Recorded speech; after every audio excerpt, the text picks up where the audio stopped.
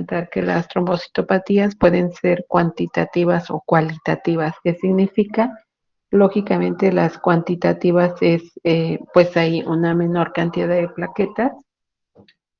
Por supuesto necesitaría transfundirse el paciente.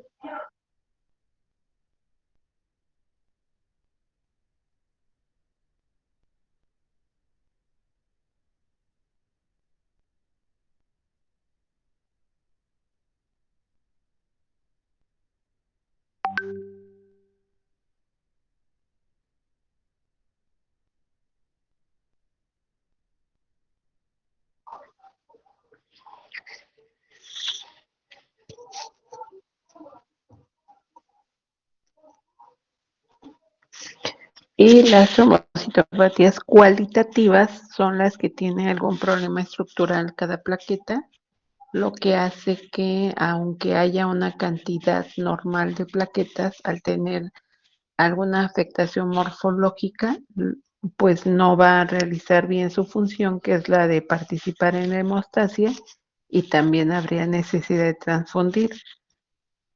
Bueno, cuando vamos a transfundir plaquetas, la dosis es la misma que veníamos mencionando para el concentrado eritrocitario y para el plasma.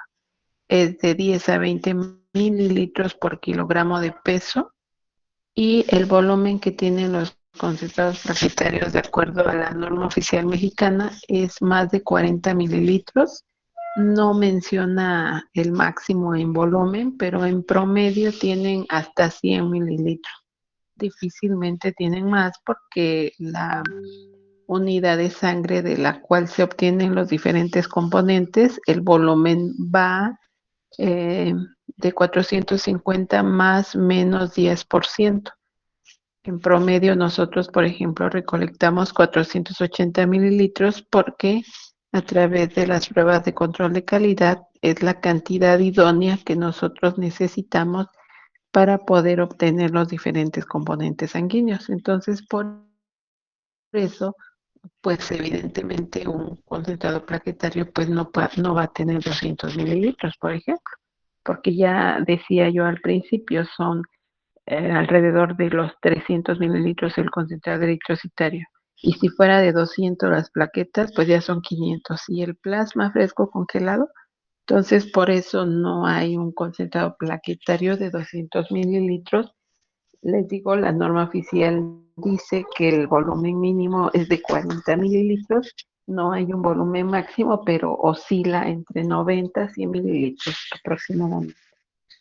Ese concentrado plaquetario, su vigencia solo es de 5 días desde el momento en que se recolecta, y la temperatura a la que se mantiene va de 20 a 24 grados centígrados y deben de estar en constante movimiento. Este agitador, este es un agitador, está haciendo este movimiento. Así como estoy haciendo el cursor, aquí así está haciendo este movimiento. ¿Para qué? Pues para que las plaquetas que están contenidas aquí en cada bolsa mantengan sus funciones. ¿Cuáles son? Pues adhesión, agregación y secreción. Si se quedan quietas, pues lógicamente empiezan a realizar esas funciones, adherirse, agregarse, y cuando se transfunda un concentrado plaquetario, pues ya sin ninguna función, estaríamos transfundiendo solamente plasma envejecido, porque obviamente ya tiene más de 6 horas. Entonces, por eso es que se deben mantener de 20 a 24 grados centígrados y en constante movimiento. Por eso es que este se llama agitador de plaqueta. Como debe estar entre 20 y 24 grados, por eso hay un incubador que es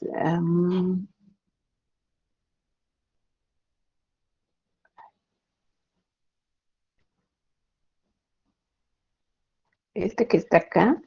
Si ustedes ven, es como si fuera, qué sé yo, un frigobar, por ejemplo. Adentro está el agitador, por eso este es incubador. Este equipo mantiene la temperatura de 20 a 24 grados centígrados, y en el interior está el agitador, este que les estoy mostrando acá. Entonces están las plaquetas en constante movimiento y a una temperatura controlada. 5 días de vigencia. La dosis es la misma para los en la edad pediátrica, y en los adultos es un concentrado plaquetario por cada 10 kilogramos de peso. Pero esos 10 kilogramos de peso son en relación al peso ideal. Por ejemplo, una persona que pese 120 kilos, pues no podríamos transfundirle 10 concentrados plaquetarios. Entonces, por eso se habla del peso ideal, aproximadamente 5, 6, 7 concentrados plaquetarios por dosis, un concentrado por cada 10 kilogramos de peso. Cada concentrado plaquetario aumenta en promedio 5,000 plaquetas cada uno de ellos. Entonces, si nosotros transfundimos 5, estaríamos transfundiendo aproximadamente 50,000 plaquetas. Entonces, por ejemplo, si el paciente tuviera 40,000 y 50,000, tendría 90,000, y pues si no está sangrando, sería suficiente. En promedio, la cantidad de plaquetas en una persona es de 150,000 a 450,000 por microlitro. Entonces, decía, si tenía 40,000 y hacemos una transfusión y no está sangrando, en promedio aumentaría a 90,000. Puede aumentar más, puede aumentar menos. Cada paciente es diferente, pero ese es el promedio al que aumentarían sus plaquetas, y pues con eso sería suficiente. Lógicamente, si el paciente tiene hemorragia, pues igual que les decía del concentrado eritrocitario, se van a transfundir las unidades necesarias hasta estabilizar al paciente. El problema en que haya existencia de plaquetas estriba en que, pues les decía yo hace un momento, su vigencia es de 5 días. Entonces, ahorita si ustedes se percatan acá, hay 3, y si ustedes ven cada una de las charolas, se ve que hay plaquetas. Entonces, aquí tal vez hay, no sé, a lo mejor 20 plaquetas en este momento. Pero como su vigencia es de 5 días, dentro de 5 días puede ser que sigamos manteniendo un stock de 20, puede ser que no hubiera donadores y ya no tengamos nada. El stock de plaquetas siempre es muy, muy variable por la vigencia, lógicamente la cantidad de donadores que haya y pues la cantidad de plaquetas que necesite cada paciente. Antes de esto, hay otro componente sanguíneo que se llaman crioprecipitados. Esos crioprecipitados, lo que contiene el concentrado es fibrinógeno y factor 8. ¿Cómo se obtiene? Este plasma que está congelado se descongela dentro del refrigerador y se deja que solito se descongele, pero no pueden pasar más de 24 horas en que se descongele a esa temperatura, que va entre 2 a 6 grados centígrados. Ya que se descongeló, se centrifuga nuevamente y en el fondo quedan esos crioprecipitados, ese fibrinógeno y factor 8. El resto de plasma se desecha. Entonces queda un volumen, pues también aproximadamente de 20-40 mililitros promedio. Y esos son los crioprecipitados. Esos crio también, igual que las plaquetas, se transfunde un crio por cada 10 kilogramos de peso del paciente. Lógicamente que los crio pues tienen limitaciones para transfundir. ¿En qué momento? Cuando haya deficiencia de fibrinógeno o de factor 8. De factor 8, pues cuando el paciente tenga hemofilia tipo A, que es la deficiencia de factor 8, es cuando podríamos transfundir, pero desde luego que lo que ese paciente necesita cuando tiene hemofilia tipo A por deficiencia de factor 8.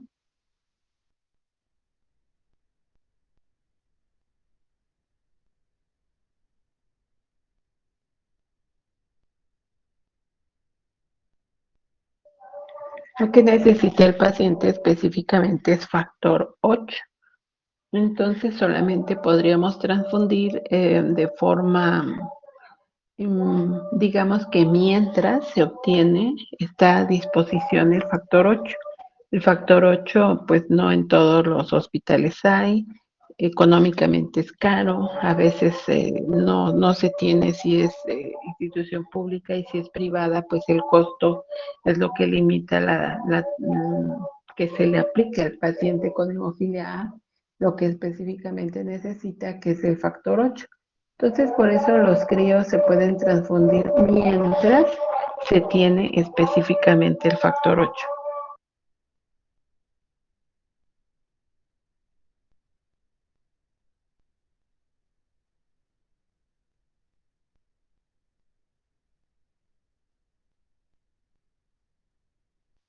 Bueno, si nuestro paciente tuviera hemofilia tipo B, pues desde luego que ya no sería útil porque la hemofilia tipo B, la deficiencia que tiene el paciente es de factor 9.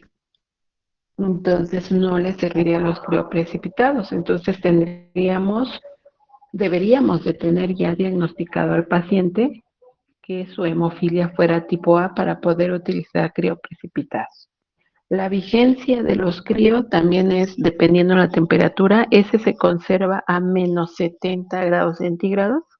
Imagínense, pues son crío, ¿verdad? Menos 70 grados centígrados, entonces pues obviamente el congelador se le llama ultracongelador porque debe mantener esa temperatura, no cualquier congelador. Incluso el congelador para banco de sangre que conserve plasma fresco, les decía en la clase pasada, la temperatura oscila en menos 39 y los críos se deben conservar a menos 70. Entonces, por eso se necesita un ultracongelador que dé esa temperatura y pueden conservarse hasta un año, pero en esa temperatura. Para transfundir todo se debe basar tanto en la guía clínica como en la norma oficial mexicana 253, que pues ya tiene 10 años y les podría yo decir que es nueva, porque antes del 2012 la norma que nos regía era de 1993, imagínense, entonces por eso esta pues hasta casi le digo que es nueva. Lógicamente pues ya necesita ser actualizada, pero para eso pues son demasiados procedimientos. Y una vez que está una norma, cuando va a ser actualizada, pues la hace personal del sector salud, desde luego, pero para que sea autorizada debe pasar a las cámaras, tanto la de senadores como diputados, y pues ellos tienen otras situaciones, según más importantes que actualizar una norma oficial. Por eso las normas siempre son de hace muchos años. Y cuando son de 2010 para acá, pues prácticamente son nuevas. A eso me refiero con decir prácticamente. Bueno, esta norma oficial mexicana se llama para la disposición de sangre humana y sus componentes con fines terapéuticos. En esta norma oficial dice que el médico tratante o el médico que prescribe la transfusión es el responsable. Eso significa que el médico tratante tal vez nada más está en las mañanas y en la tarde llega otro médico y es el que decide que se debe transfundir al paciente porque pues la evolución ha sido tórpida y necesita de una transfusión. Por eso dice médico tratante o médico que la prescriba es el responsable de la transfusión, nadie más. Siempre el médico es el responsable. Se va a transfundir siempre que la enfermedad que tenga el paciente no se pueda corregir con otros medios terapéuticos. Por ejemplo, Tiene anemia el paciente. ¿De cuánto es la anemia? ¿De 11? Pues no reúne ninguna de las dos condiciones, porque esa anemia de 11 no está afectando la estabilidad hemodinámica del paciente, tampoco el beneficio terapéutico supera el riesgo, tiene 11. Lo que primero tendría que hacerse es identificar qué tipo de anemia, la causa que la está ocasionando, dar el manejo a la etiología y pues no habría necesidad de transfusión, tal vez. El paciente tiene 3 de hemoglobina, hemodinámicamente está inestable, tiene ya hasta datos de shock hipovolémico, tiene hipotensión, taquicardia, diaforesis, etcétera, etcétera. Bueno, entonces sí, tendríamos que transfundir porque su padecimiento en este momento, que es el estado de shock, por una hemorragia tal vez, por una herida, por una cirugía, por alguna razón tiene hemorragia aguda, pues en ese momento la transfusión no es posible corregir el padecimiento con otro medio más que la transfusión y lógicamente el beneficio supera al riesgo de la transfusión. Entonces, estas son las dos condiciones generales que se deben de checar antes de transfundir a un paciente. Para transfundir las unidades, pues la mayoría de las veces el personal involucrado es el médico que indica la transfusión y el personal de enfermería quien aplica esa transfusión. Sin embargo, aunque sea personal de enfermería quien esté aplicando, no termina la responsabilidad del médico que está indicando la transfusión.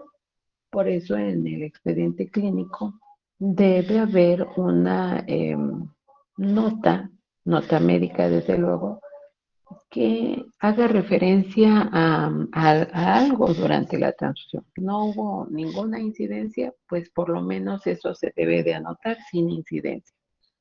¿Hubo alguna reacción transfusional? ¿De qué tipo? ¿Qué tratamiento se le dio, por ejemplo? Entonces, es necesario que exista una nota en el expediente que indique la evolución de esa transfusión.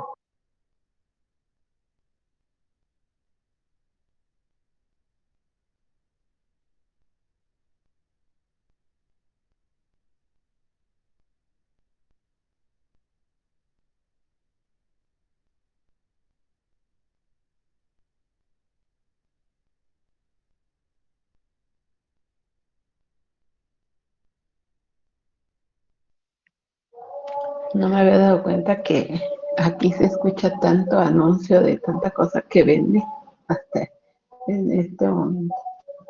Bueno, este, como les decía hace un momento también, en la guía, la guía es para el uso clínico de la sangre. Ahí están todas las recomendaciones. Y no dije indicaciones, dije recomendaciones, porque muchas veces los médicos no se apegan a esto. Por eso, pues básicamente yo creo que la Sociedad Americana de Bancos de Sangre por eso dice recomendación. Creo que sería mejor decir son las indicaciones y te debes de apegar a esas y nada más. Pero pues a veces ni siquiera necesita la transfusión un paciente y lo transfunde. Y cuando en verdad lo necesitan ni cuenta se dan. Entonces hay que estar muy atentos a esa guía donde están indicadas todas las formas en las que podemos tomar la decisión de transfundir al paciente. Cuando se va a transfundir una unidad, hay que tener presente la identificación del paciente con una seguridad al 100%. No podemos decir el paciente de la cama 20 porque si lo cambiaron de lugar y ya no es el que queremos transfundir y se transfunde a otro, pues puede haber una incompatibilidad que dé reacción transfusional y que pueda incluso provocar la muerte del paciente. Entonces, por eso la identificación cuando se pueda, desde luego, tiene que ser verbal. Preguntar al paciente si su nombre es X o que él nos diga su nombre. Bueno, la condición clínica del paciente impide que se identifique de manera verbal, pues sabemos que en los hospitales siempre tienen una pulsera y esa pulsera también debe hacer coincidencia con el expediente clínico. De repente el expediente de un paciente está en otro lugar, entonces hay que checar que todo coincida. Al mismo tiempo, debe haber concordancia del paciente en la solicitud de la transfusión, en la etiqueta que se le pone a cada bolsa que contiene el componente sanguíneo. Todo debe coincidir, si no, hay que diferir hasta tener la certeza que estamos transfundiendo al paciente correcto. Como les decía, el médico tratante debe registrar en el expediente clínico toda transfusión, la evolución. El concentrado eritrocitario se transfunde de acuerdo al volumen que tenga, calculando que no se tarde más de 4 horas la transfusión. Si ya pasaron 4 horas y apenas va a la mitad, eso significa que seguramente no lo canalizaron adecuadamente, a lo mejor pues ya es un paciente que tiene ya estancia hospitalaria prolongada, ya está canalizado por todos lados, no, ya no encuentra una vena conveniente, a lo mejor el paciente está chocado por la misma vasoconstricción, pues es complicado canalizarlo, entonces no deben pasar más de 4 horas porque lógicamente concentrado eritrocitario que decíamos se mantiene a una temperatura entre 2 a 6 grados centígrados. Cuando ya tiene 4 horas a temperatura ambiente, pues esa temperatura obviamente ya no está entre 2 y 6 grados centígrados.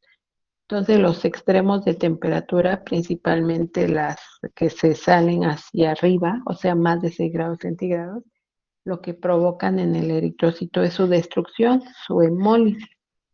Y si se transfunden eritrocitos hemolizados, pues lo que le va a ocurrir es una reacción transfusional, o sea, rechazo a la transfusión. Y pues el médico tratante puede pensar que no se hicieron bien las pruebas de compatibilidad y que por eso está presentando la reacción. No, si no se puede transfundir en 4 horas y apenas lleva 100 mililitros, por ejemplo, hay que retirar, hay que desechar y se le debe transfundir otra unidad. Por esto es que debe realizarse una vigilancia transfusional. La persona que está realizando la transfusión, pues tal vez no pueda estar sentada o sentado junto al paciente porque tiene otros pacientes, pero sí debe estar vigilando de forma que se dé cuenta que la velocidad a la que se está transfundiendo no es la adecuada. Ya lleva 2 horas y apenas lleva 50 mililitros, pues ya desde ahí algo está pasando. Hay que checar cómo está canalizado, incluso tal vez hasta sea necesario cambiar de lugar la unidad. El chiste es que no pase más de 4 horas. Cuando los pacientes tienen hemorragia, pues se pasa uno tras otro a chorro, así como las soluciones cristaloides, así, y se están transfundiendo los diferentes componentes al mismo tiempo, porque si tiene hemorragia no solo está perdiendo eritrocitos, está perdiendo plaquetas, está perdiendo procoagulantes o factores de la coagulación. Entonces, si tiene una hemorragia aguda, pues se debe transfundir de todo. Lógicamente, el paciente debe tener 2, 3, hasta 4 vías para poderle transfundir. La temperatura del paciente va a variar porque el concentrado eritrocitario está frío, está conservado entre 2 a 6 grados centígrados. Entonces, como les decía en la ocasión pasada, el concentrado se debe transfundir así, frío. Lógicamente, si el paciente recibe 10, 15, 20 concentrados, pues su temperatura corporal puede cambiar. Entonces, lo que se tiene que hacer es poner mantas térmicas al paciente, pero no a las unidades. Si la unidad la calientan, pues se va a hemolizar. No sirve de nada y además ponen en un riesgo mayor al paciente de una reacción transfusional. Entonces, cuando la hemorragia es aguda y se habla de una transfusión masiva, donde se está transfiriendo todos los componentes y la cantidad de concentrados eritrocitarios ya es muy alta, hay que conservar la temperatura del paciente, pero con la aplicación de mantas térmicas al paciente. Las plaquetas se van a transfundir una tras otra de acuerdo a cómo la vía por donde está canalizado lo permite. No es mucho volumen. Lógicamente, la mayoría de las veces que se transfunde el paciente tiene hemorragia. Claro que hay trombocitopatías donde no tiene una hemorragia profusa el paciente, pero sí tiene una trombocitopenia importante. Hay que checar el volumen, que no vayamos a ocasionar un edema agudo pulmonar, pero la mayoría de las veces transfundir plaquetas por lo mismo que tiene una trombocitopatía o una hemorragia, pues el volumen que se está transfundiendo no impacta en afectar el estado hemodinámico del paciente. No se debe aplicar ningún medicamento al mismo tiempo que la transfusión, porque si presentara algún dato anormal el paciente no relacionado con su padecimiento, pues no podríamos identificar si fue causa de la transfusión o por el medicamento. Entonces no está contemplado en la medida de lo posible también, porque como les decía, hay pacientes que tienen una hemorragia tan intensa, el shock hipovolémico es grado 4, que lógicamente se está transfundiendo y se está aplicando X medicamento. Lo que sí podría estar pasando al mismo tiempo es solución mixta, fluoruro de sodio del 0.9%. Como les decía, no se pueden calentar las unidades de ninguna manera. Y también ya les había comentado que hay que colocar el filtro. Ese filtro también no puede estar más de 4 horas. Hay que cambiarlo en caso que la cantidad de componentes sea pues variada y que ya lleva más de 4 horas siendo transfundido. Entonces, es eso, después de 4 horas o después de transfundir 4 unidades. Cada 4 unidades se debe de cambiar el equipo de transfusión por el filtro.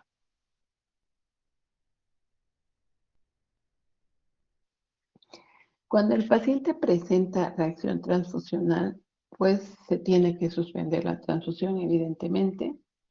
El médico debe evaluar qué tipo de reacción está presentando. Es una reacción que puede ser de hipersensibilidad, lo que decimos una reacción alérgica, digámoslo así, sencilla, pero también puede ser tan complicado como un shock anafiláctico. Entonces, por eso el médico debe evaluar qué tipo de reacción está presentando el paciente y dar el tratamiento específico. También debe de regresar al banco de sangre la unidad que se estaba transfundiendo, otra muestra de sangre del paciente, tanto en tubo rojo como en tubo lila, porque el banco de sangre tiene que repetir todas las pruebas nuevamente. Entonces, por eso del receptor, o sea, del paciente, hay que tomar nuevas muestras con y sin anticoagulante, eso es el tubo lila y el tubo rojo, como les decía, la unidad que se estaba transfundiendo. El banco de sangre tiene que analizar en esa muestra del paciente si hay hemólisis. Hay que nuevamente realizar todo el procedimiento, grupo sanguíneo, ABO y RH. Hay que hacer una prueba de CUMS directa, ya les digo de qué se trata. Hay que repetir todas las pruebas pretransfusionales.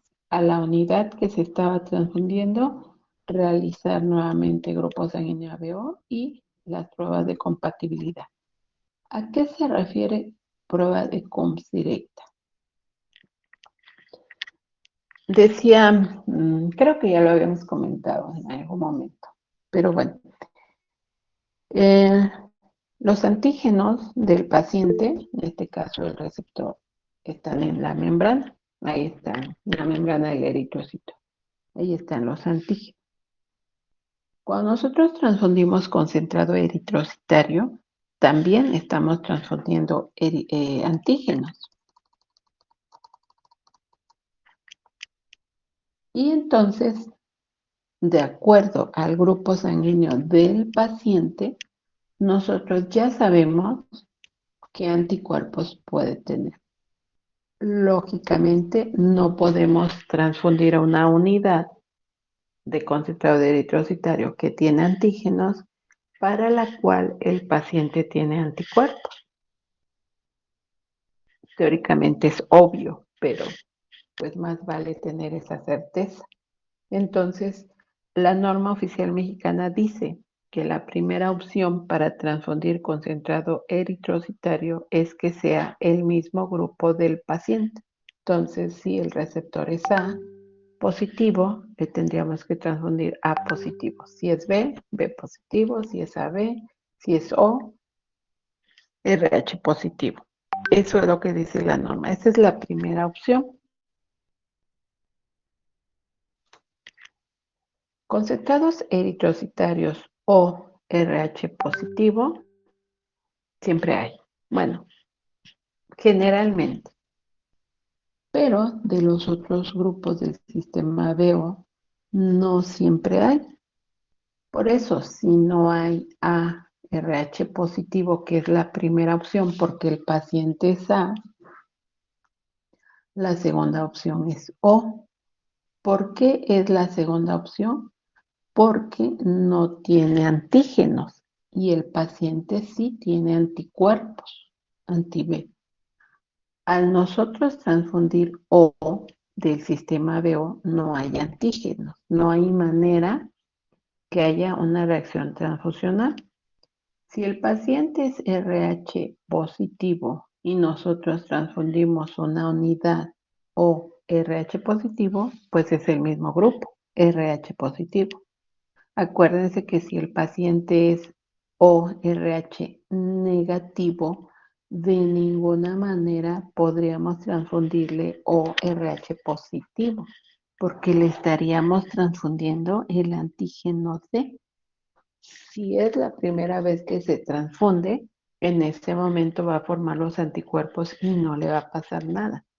Si es la segunda vez que se transfunde, pues lógicamente ya están los anticuerpos y habría una reacción transfusional por incompatibilidad al RH. Entonces, por eso, como le decía al principio, las personas dicen que la sangre o RH positivo es sangre universal. No es cierto. En este momento estamos comprendiendo que no es cierto. Hablando de concentrado eritrocitario, el grupo que podríamos llamarlo universal sería el ORH negativo porque no tendría antígeno A, antígeno B ni antígeno D.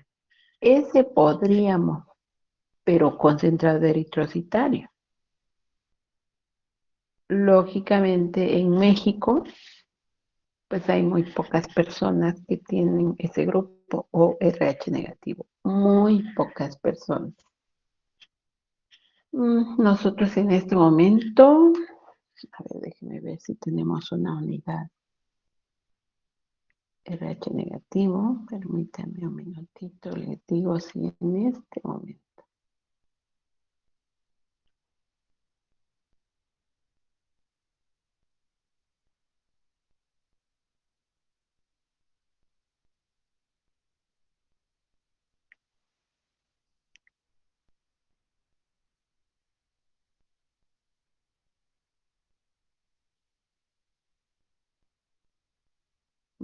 Permítame.